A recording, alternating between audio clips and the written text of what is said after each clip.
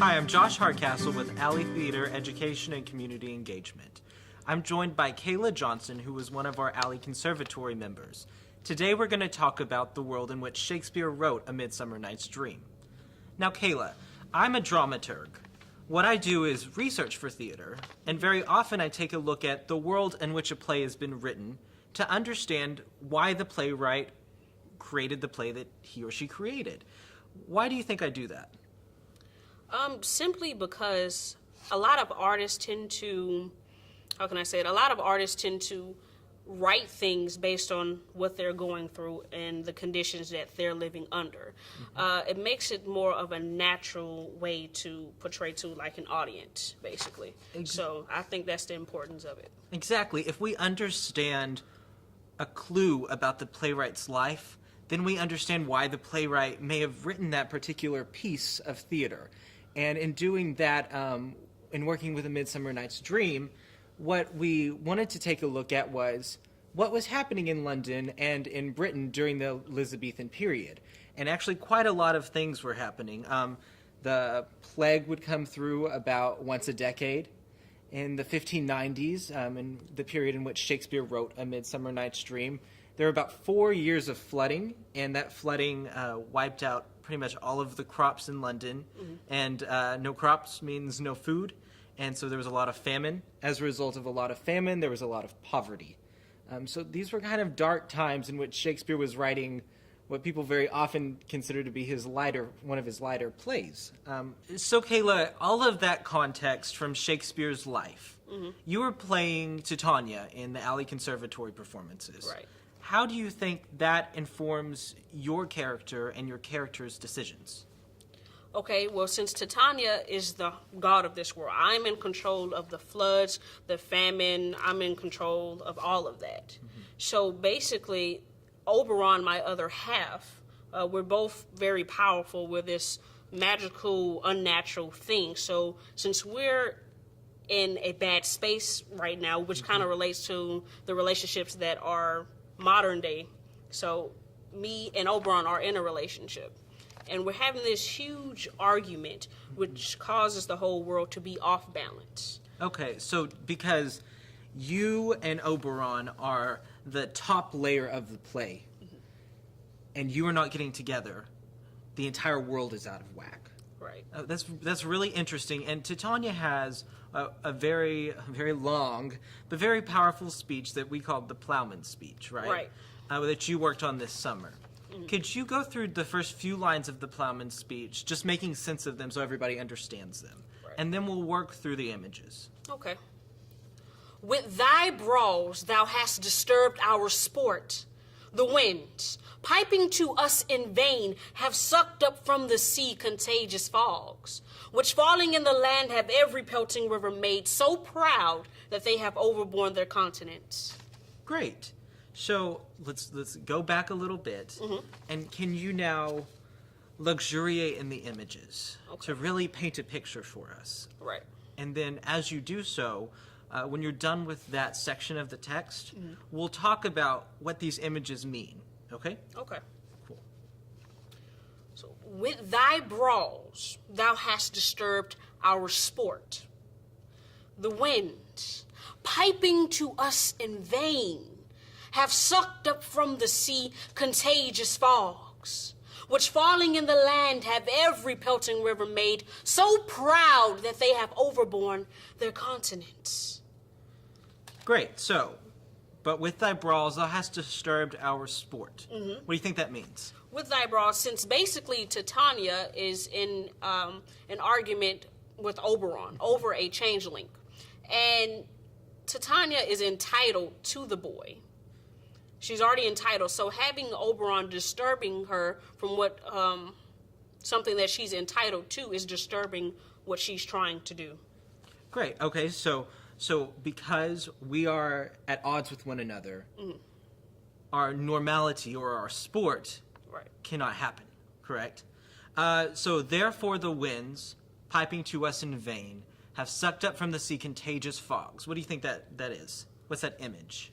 The image right now is basically the winds are blowing pretty much in vain for no reason. So as they're blowing this contagious fog around this world, it's going over the sea, it's going over the land, it's pretty much destroying everything. Yeah, and what Shakespeare is referencing there is really evaporation. Right. That have sucked up from the sea contagious fogs. So from the sea, we are getting all of the water, which, what happens with the contagious fogs? The contagious fogs, which falling in the land. So the contagious brings the fogs, rain into the land. Right. Yes. Contagious fogs falling in the land have every pelting river made so proud that they have overborne their continents. What does that mean? About Right the now, rivers? the rivers are overflooding everything. They're overflowing, and it's just like here in Houston. Gosh, when the bayous flood, everything gets washed out. Right. And so what Titania is directly referencing in this text is because Oberon and Titania cannot get along, the entire world in which they live is flooding. Right. Great. So can we continue on? The ox hath therefore stretched his yoke in vain. The plowman lost his sweat, and the green corn hath rotted ere his youth attained a beard. Cool. What does that mean? At that point in time, you have the ox, which is stretching his yoke totally for no reason at all. So, The ox has worked hard to plow the field. right. And there's really just no reason because everything is ruined. Yes. And then on top of that, you have the plowman. He lost his sweat. Therefore, he's pretty much working in vain as well. Yes.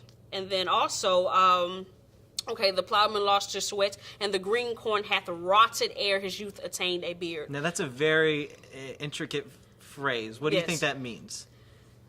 That means basically when you have corn, when the corn is young, it's green. It was so young that it rotted before it can even attain a beard. Didn't even really get a chance to live. Right. It was completely washed away.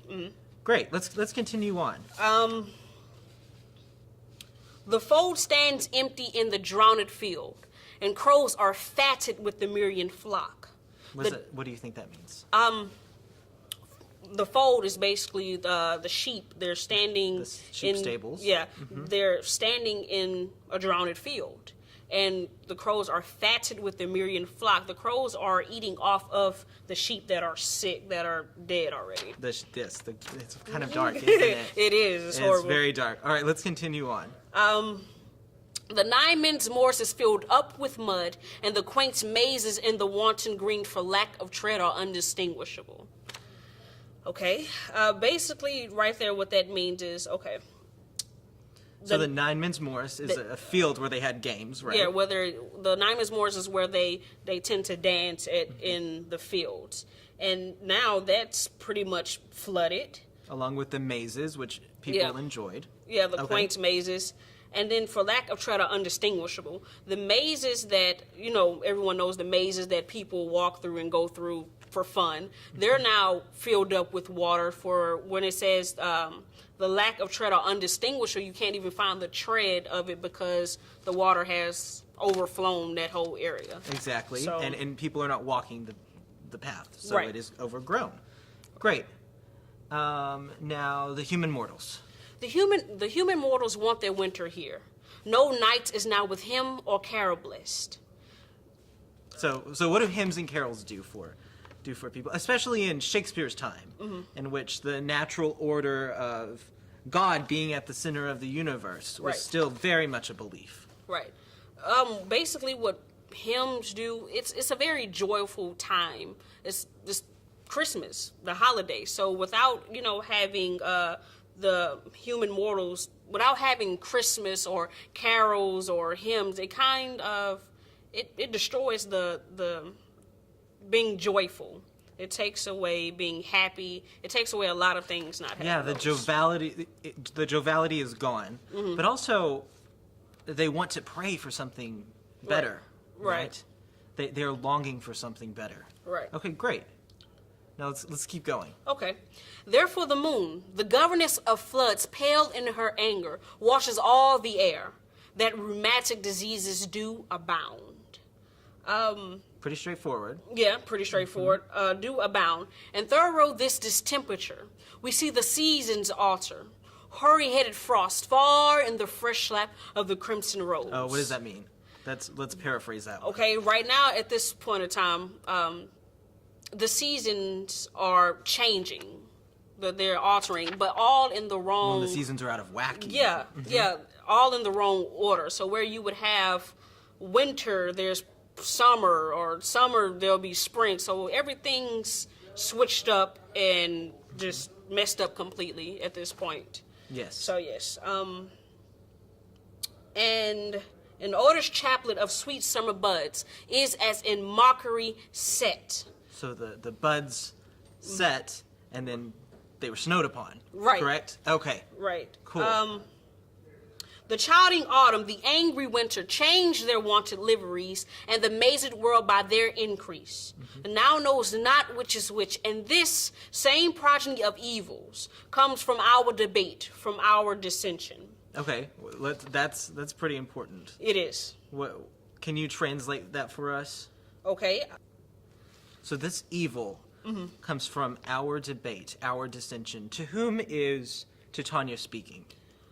At this point, so we already know that Titania and Oberon are having this huge argument. So by them having this huge argument, this is causing a lot of evilness to be, spreading everywhere. So I believe that's what that whole statement right there is saying.